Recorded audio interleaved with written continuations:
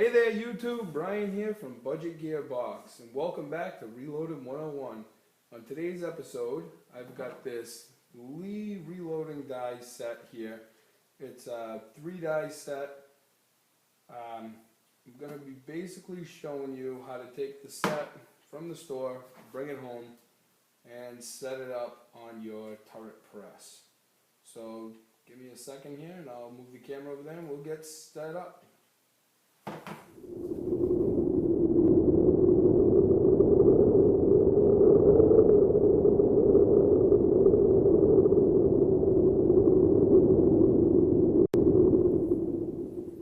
Alright, so what we have here is a Lee reloading 3-die carbide set. Now this is the set that I use when I'm reloading, obviously, 9mm. I'm going to go through it real quick, show you the things that come in it. First up, we have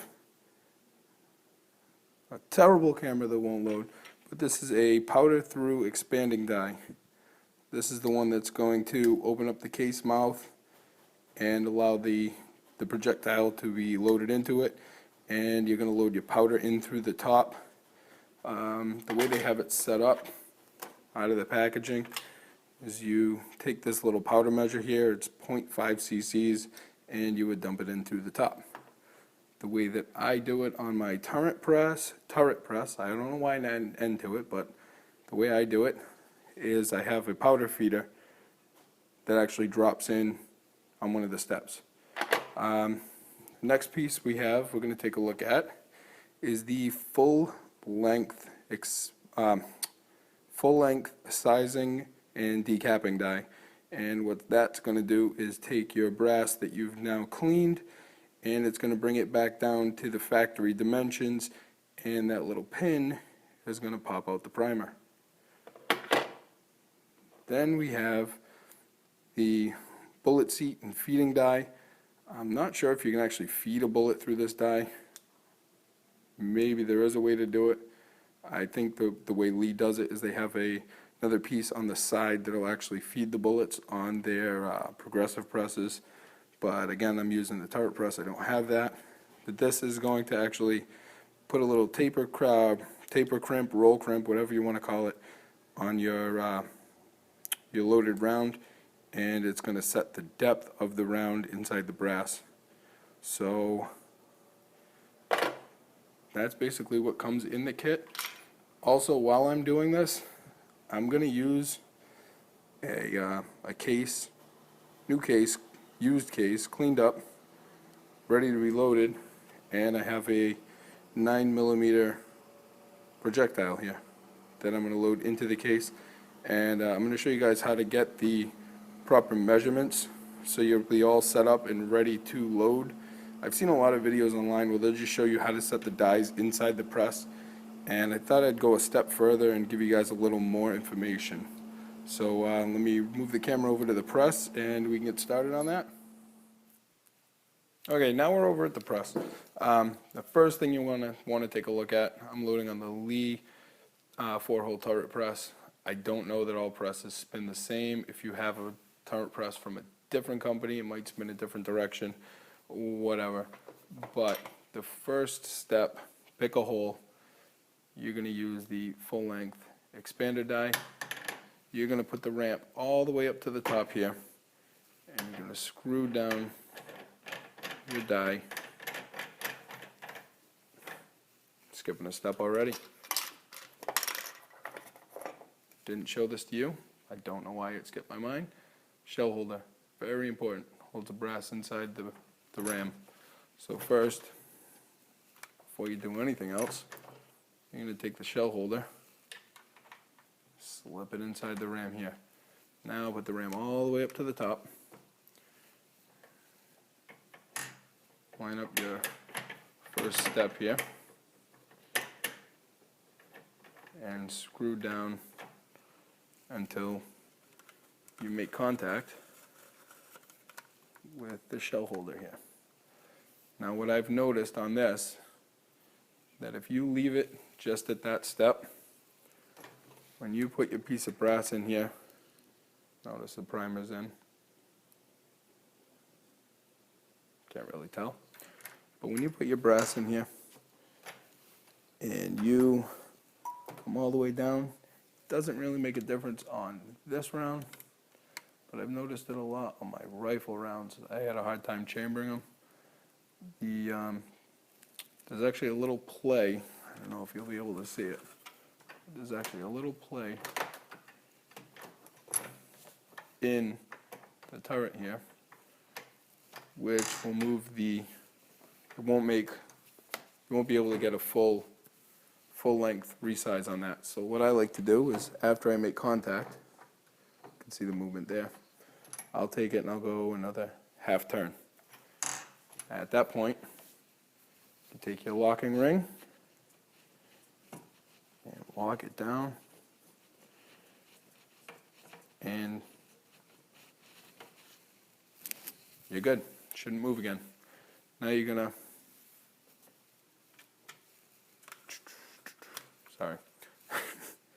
gonna do a cycle on the ram, bring it down. It's gonna rotate the plate, and you're gonna be on your next step. Another simple one. It's the expanding powder die. Same thing. Put the ram all the way up, and you're going to come down until you make contact with the shell plate.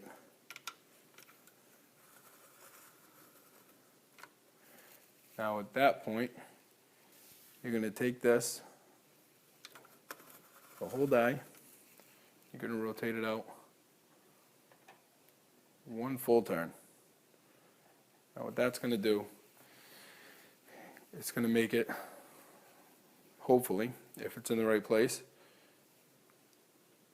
this bullet won't fit inside this brass right now. So what that's going to do, it's going to open up the mouth on the brass.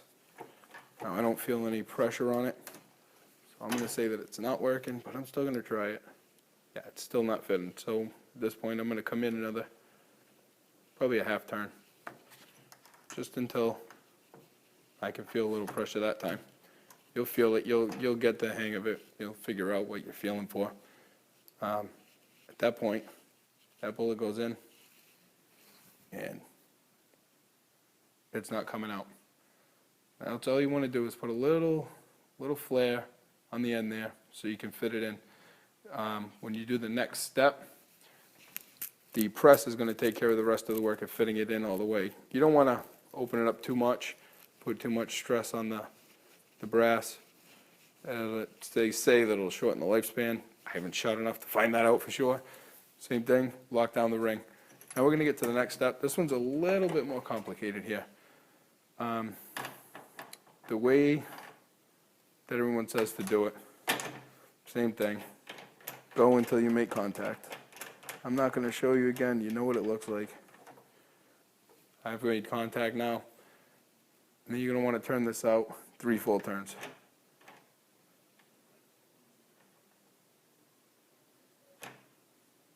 But the way that I like to do it, I've got this round over here, Winchester white box.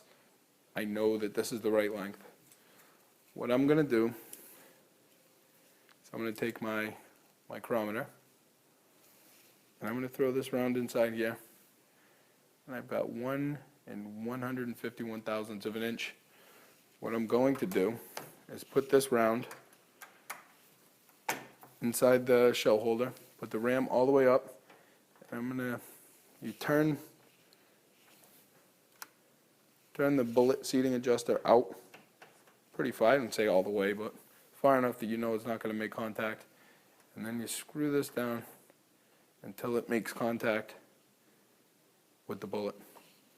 Now that's hitting the brass because it has the roll crimp inside there.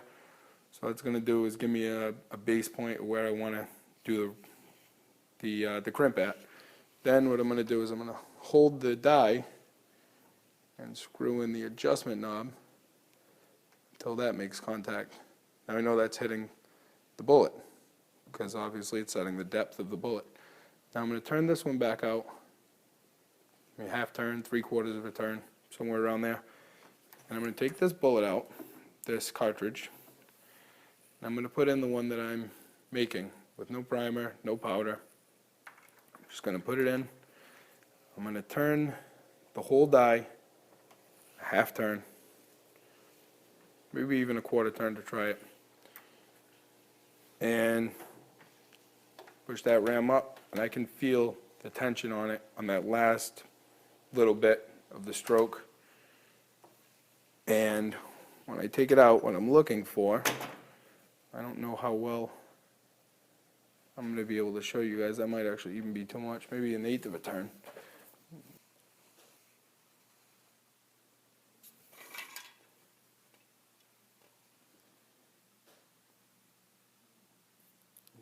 I'm trying to show you is if you look at the very edge of the brass where it meets the bullet, you can actually see a little ring on it, and that's letting me know that I've got enough crimp.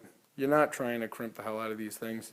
It's just pistol brass. It's not going to fall out. I might have even put too much on it. What you're really trying to do is just get rid of the bell that was created by the expander die.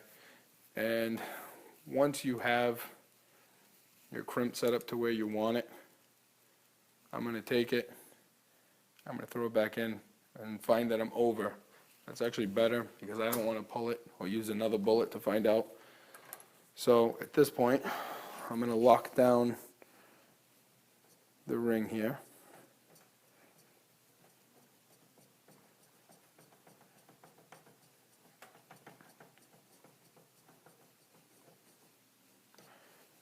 And I'm going to turn in